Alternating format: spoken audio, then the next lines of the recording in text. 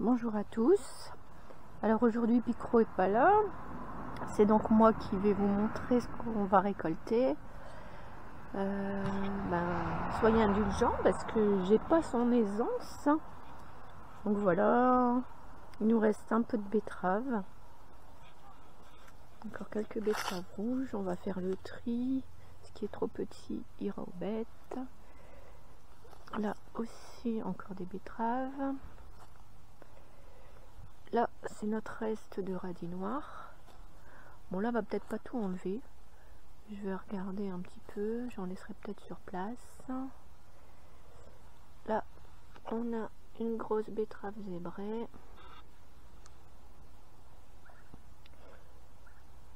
Quelques carottes. Donc, c'est des carottes de Colmar qui avaient été mises le 26 août.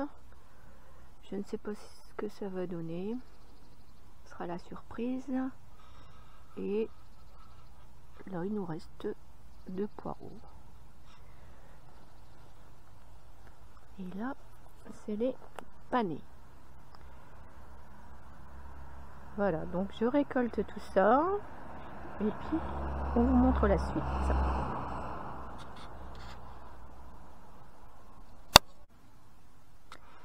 Donc voilà le résultat de la récolte. Bon, ici les carottes. Bon, c'est pas terrible, elles sont petites, mais je vais bien trouver quelque chose à en faire. Voilà. Bon, quelques-unes sont mangées par les vers. Voilà, donc les poireaux, super. Voilà. La betterave zébrée.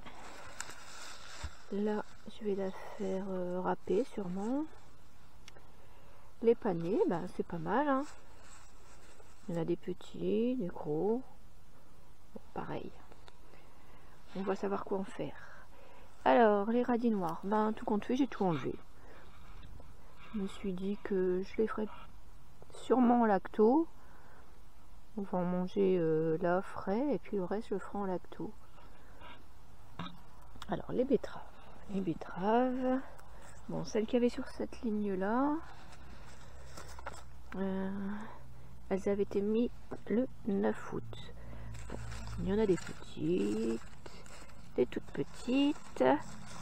Bon, pareil, on va trier. De toute façon, il y a le cochon, donc il n'y a rien de perdu. Là, au milieu, il y avait une blette.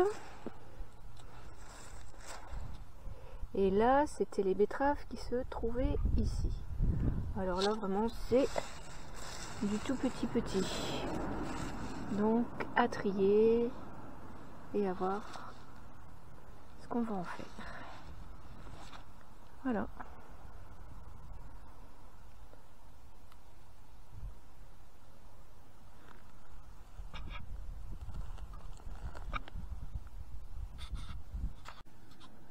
Voilà, les légumes que j'ai récoltés sont en partie transformés. Il me reste les 2 poireaux. Les carottes et les panais ont été mis autour d'une volaille qui était en train de cuire sur le feu. Il restait un panais que j'ai poêlé, simplement à la poêle, hein, comme une carotte, comme un navet. Les betteraves. Alors, les betteraves rouges, les betteraves sont cuites, c'est le cas de le dire. Voilà, on en a déjà mangé avec de la mâche. La grosse betterave zébrée, on l'a mangée râpée, simplement comme une carotte. Les radis noirs, donc pareil, hein, râpés comme une carotte. Il en restait un petit peu, j'avais envie de le faire en lacto. Donc voilà, j'ai préparé un bocal. Alors je vous explique. J'ai râpé, j'ai mis dans le bocal avec des épices, hein, du coriandre. J'ai mis un peu de cumin. J'ai mis les verres des oignons. Il fallait tailler les oignons dans le tunnel, donc j'ai mis le verre des oignons. J'ai bien tassé. J'ai mis, je ne sais pas si vous voyez bien ici, des feuilles de chou. Donc c'est du chou palmier qu'on a toujours dans le jardin. J'utilise toujours une feuille de chou quand je fais de la lacto. Ça évite aux légumes de remonter et comme ça c'est bien à l'abri de l'air. Donc la saumure, on recouvre de saumure. Donc la saumure, elle est composée d'1 litre d'eau avec 30 g de sel. Du sel gris de préférence, hein, du gros sel. Moi, je prépare toujours une bouteille de saumure à l'avance, comme ça, à la dernière minute, quand j'ai envie de passer un légume en lacto, j'ai pas besoin de préparer ma saumure et le sel est bien dissous. Donc voilà, vous versez votre saumure, tout est bien tassé, pas besoin de stériliser le bocal, à partir du moment où il est propre, bien rincé, il n'y a aucun souci. Utiliser ce genre de bocal, c'est plus pratique, ça permet bien à l'air de s'échapper ici. Hein, parce que certains légumes rendent vraiment beaucoup de jus. La betterave rouge par exemple, ça rend vraiment beaucoup de jus. Mettre une coupelle en dessous pour le récupérer, à moins d'être inondé. Ça m'est déjà arrivé que la betterave arrivait vraiment en haut du couvercle. Hein. Donc ça travaille. Donc laissez quand même un petit espace. À partir du moment où votre légume est bien recouvert d'eau, il n'y a pas de souci.